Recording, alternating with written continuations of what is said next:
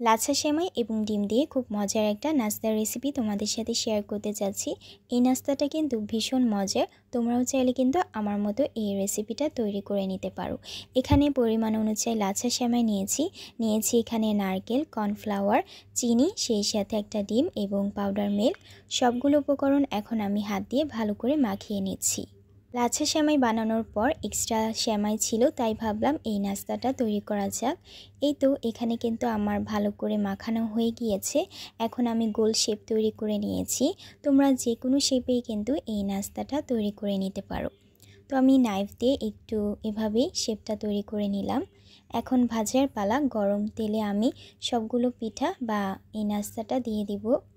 এপাশ ওপাশ করে ভালো করে তেলের মধ্যে ভেজে নিতে হবে। এখানে তো আমি গোল্ডেন করে ভেজে নিয়েছি। এখন তেল থেকে নামানোর পালা। এই তো লাচ্ছা সেমাইয়ের পিঠাটা কিন্তু আমার তৈরি করা হয়ে গিয়েছে। ভীষণ মজার হয়েছিল। তোমরাও কিন্তু ট্রাই করতে পারো। আল্লাহ হাফেজ।